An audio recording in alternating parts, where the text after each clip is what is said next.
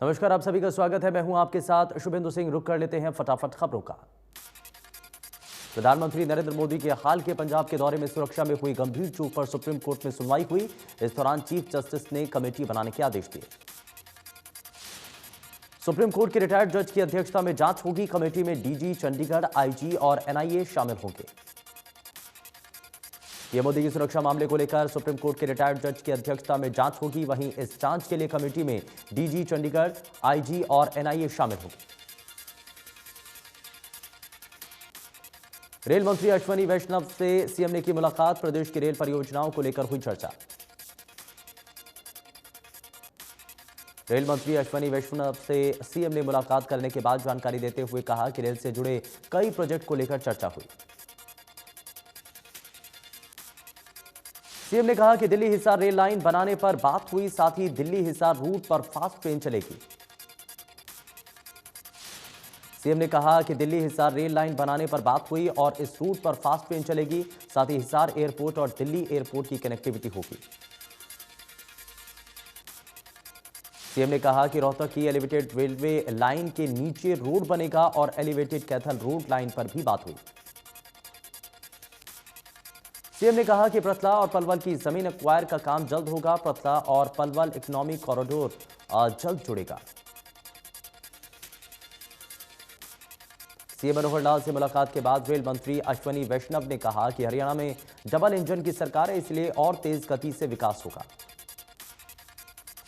अश्विनी वैष्णव ने कहा कि मुख्यमंत्री जी ने जो भी बातें हम से की हैं उस पर विचार करेंगे, साथ ही तेज गति से काम हो रहा है। कैबिनेट मंत्री कंवरपाल गुर्जर ने दावा किया कि 5 राज्यों में होने वाले चुनाव में बीजेपी पहले की तरह यूपी में स्वीप करेगी और उत्तराखंड में बीजेपी की सरकार रिपीट होगी। कंवरपाल गुर्जर ने कहा कि चुनाव में बीजेपी की अच्छी पोजीशन है। उन्होंने कहा कि सत्ता पक्ष के लोगों की कार्यप्रणाली के कारण पंजाब कर्ज में फंसा हुआ है, उसे ठीक करने के बजाय झूठे वादे किए जा रहे हैं। कंवरपाल गुर्जर ने कहा कि पंजाब में एक ऐसा व्यक्ति मुख्यमंत्री बन गया जिसमें कैलिबर नहीं है, उसे नहीं पता कि प्रधानमंत्री की सुरक्षा कैसे होती है। इस असफलता को छुपाने के लिए मुख्यमंत्री ने जो कहा वो निंदनीय है। मुख्यमंत्री को माफी मांगनी चाहिए और दोषी अधिकारियों के खिलाफ कार्रवाई करनी चाहिए। चंडीगढ़ में सीएम मनोहर लाल ने केंद्रीय मंत्री भूपेंद्र यादव से मुलाकात की। प्रदेश की कई परियोजनाओं पर चर्चा हुई। इस दौरान कई अहम मुद्दों पर भी सीएम मनोहर लाल और केंद्रीय मंत्री भूपेंद्र यादव के बीच विचार विमर्श किया गया। कोरोना से बचाव के लिए बूस्टर डोज की तैयारी। पहले चरण में हेल्थ केयर, फ्रंटलाइन वर्कर और बीमार बुजुर्गों को लग रही booster dose. Health care workers और 60+ वालों को वैक्सीन की तीसरी डोज दी जा रही है। पुराने रजिस्ट्रेशन से ही वैक्सीन लगाई जा रही है। भारत सरकार ने स्पष्ट कर दिया है कि जो भी लोग बूस्टर डोज लगवाने जा रहे हैं उन्हें वही वैक्सीन दी जाएगी जिसकी पहली 2 खुराक उन्हें मिल चुकी है। देश में अभी तक करीब 62% लोगों को वैक्सीन की दोनों डोज लग चुकी है। देश में पिछले 24 घंटों में कोरोना के 1,79,000 से ज्यादा केस आए सामने। एक दिन में 146 लोगों की मौत। देश में एक दिन में 40,863 मरीज रिकवर हुए। वहीं देश में एक्टिव केस की संख्या 7,23,000 के पार। मुंबई में कोरोना के 24 घंटे में 44,883 नए मामले आए सामने।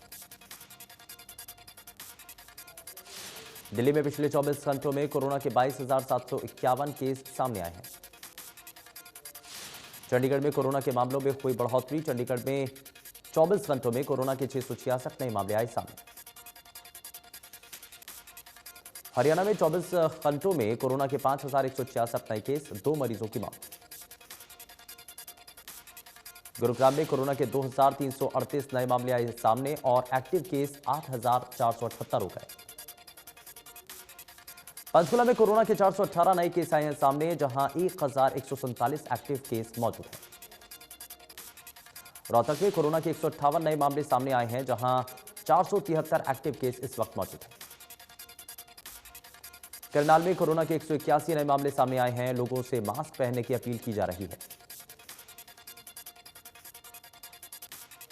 यमुनानगर में कोरोना के 60 नए मामले सामने आए हैं, जबकि एक्टिव केस 276 हो गए। फरीदाबाद में कोरोना के 878 नए मामले सामने आए हैं, जिसके बाद संक्रमितों की संख्या 2084 हो गई है। झज्जर में कोरोना के 71 नए मामले सामने आए हैं और एक्टिव केस 280 के पार है। कुरुक्षेत्र में कोरोना के 65 नए मामले सामने आए हैं, जहां एक्टिव केस 234 है।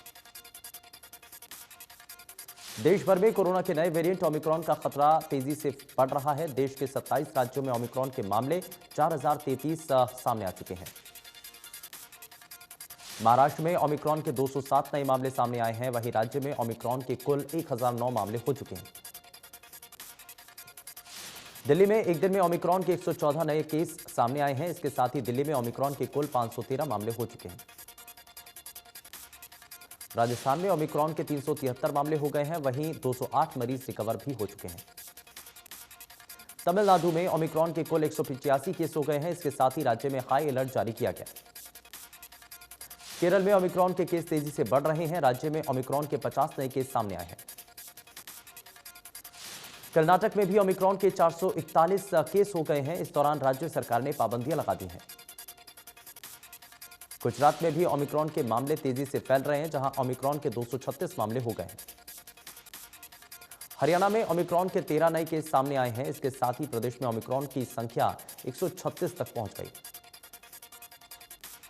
प्रदेश में ओमिक्रॉन के 25 केस एक्टिव हैं, जबकि 111 मरीज रिकवर हो चुके हैं। कोरोना के बढ़ते मामलों को देखते हुए जहां सरकार ने सख्ती बरती है, तो वहीं पुलिस भी उन निर्देशों का पालन करते हुए मास्क न पहनने वालों के प्रति सख्ती बरत रही है। यमुनानगर के महाराणा प्रताप चौक पर डीएसपी प्रमोद कुमार के साथ महिला पुलिस कर्मचारियों ने जहां मास्क न पहनने वालों के चालान काटे, तो वहीं लोगों को जागरूक करते हुए मास्क भी बांटे हैं। डीएसपी प्रमोद कुमार का कहना है कि वो लगातार लोगों को मास्क पहनने के प्रति जागरूक कर रहे हैं।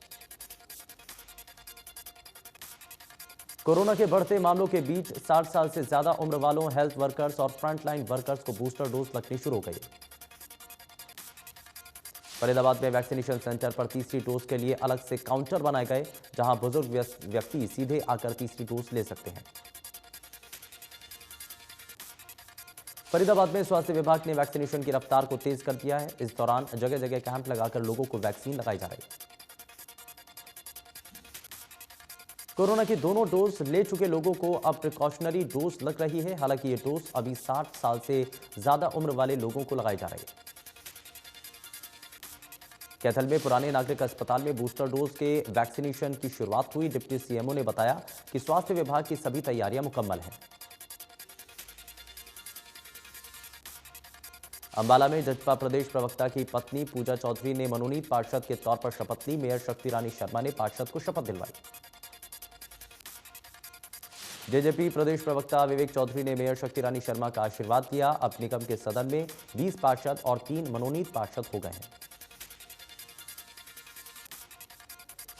23 जनवरी को सुभाष चंद्र बोस जयंती पर कार्यक्रम होगा। जिले के मंगल सेन ऑडिटोरियम में कार्यक्रम होगा।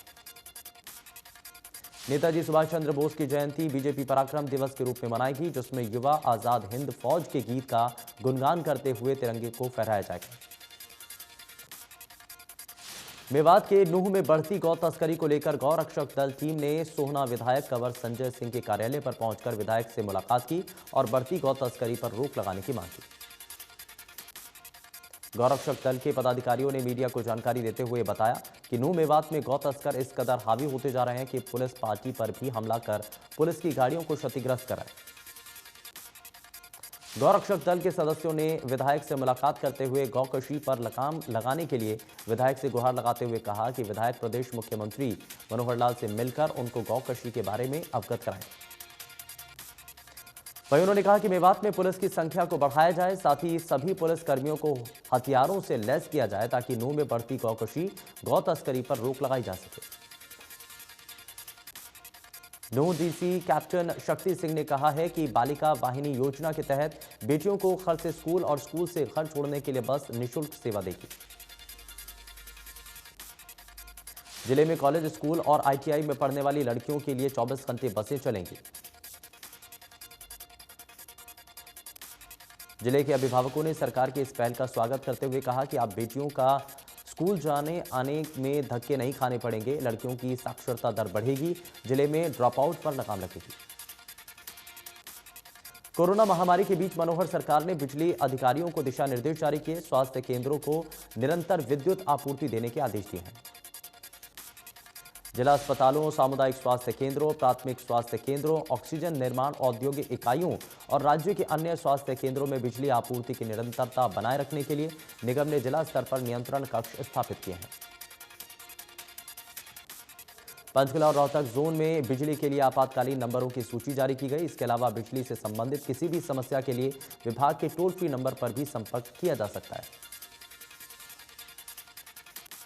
यमुनानगर की अनाज मंडी में हरियाणा भर से पहुंचे बर्खास्त 1983 पीटीआई टीचर्स और उनके परिजनों ने अनाज मंडी शेड में पहुंचकर नारेबाजी की।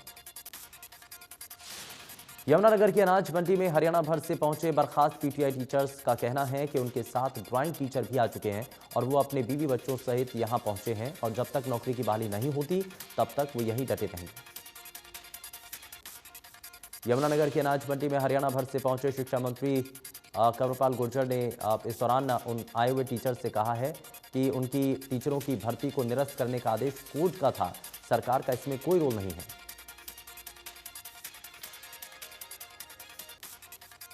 सोनीपत में गोहाना रोड फ्लाईओवर पर सड़क धंस गई थी, जिसका जायजा लिया उपायुक्त ललित सिवाच ने। वहीं विधायक नैनपाल रावत ने ग्रामीणों को जल्द फ्लाईओवर बनवाने का आश्वासन दिया है। भिवानी जींद मार्ग पर ट्रक और बस में टक्कर हो गई। हादसे में 2 दर्जन से ज्यादा लोग घायल हो गए। हादसे में बस ड्राइवर पर लगा लापरवाही का आरोप, सभी घायलों को अस्पताल में कराया गया भर्ती। बल्लभगढ़ के सुभाष कॉलोनी में 21 साल की विवाहिता ने फांसी लगाकर आत्महत्या कर ली। मौके पर पहुंची पुलिस ने शव को पोस्टमार्टम के लिए अस्पताल में भिजवाया। बल्लभगढ़ के सुभाष कॉलोनी में करीब 7 महीने पहले शादी हुई थी। महिला को सिविल अस्पताल में लाया गया, जहां डॉक्टर्स ने उसे मृत घोषित कर दिया। गुरुग्राम में राष्ट्रीय बागवानी बोर्ड के रिकॉर्ड में 48,60,000 रुपए की हेराफेरी हुई है। गुरुग्राम के बघेरा इलाके में 2 चोरों ने दुकान में किया हाथ साफ। चोरी की वारदात सीसीटीवी कैमरे में हुई कैद। रेवाड़ी में 16 लड़कियों से ठगी करने वाले 3 बदमाशों को गिरफ्तार किया। तीनों बदमाश बैंक खाते बेचकर ठगी की वारदातों को अंजाम देते थे। नारकोटिक्स कंट्रोल ब्यूरो की टीम ने 2 सगी बहनों सहित 4 तस्करों को महाराणा प्रताप चौक से 150 ग्राम हेरोइन सहित काबू किया है। चारों आरोपियों को न्यायालय में पेश किया गया, जहां न्यायालय ने एक आरोपी को रिमांड पर भेज दिया, जबकि दोनों सगी बहनों सहित 3 को न्यायिक हिरासत में भेज दिया। सोना के गांव सतलाका में एक विवाहित महिला ने गांव के ही युवक पर आरोप लगाया कि उसने 5 साल पहले उसका जबरन रेप किया और उसका वीडियो बना लिया।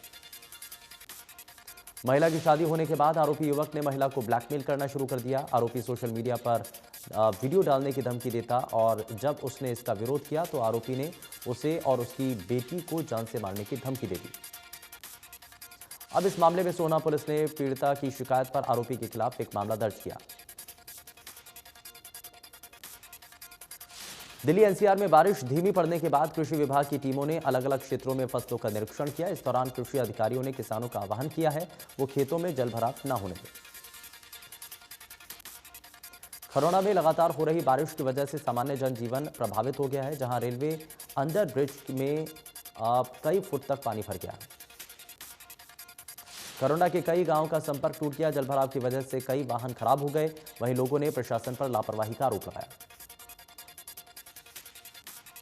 झज्जर में 2 दिन तक लगातार हुई बारिश की वजह से जगह जगह जलभराव हो गया, जिसकी वजह से लोगों को परेशानी हुई।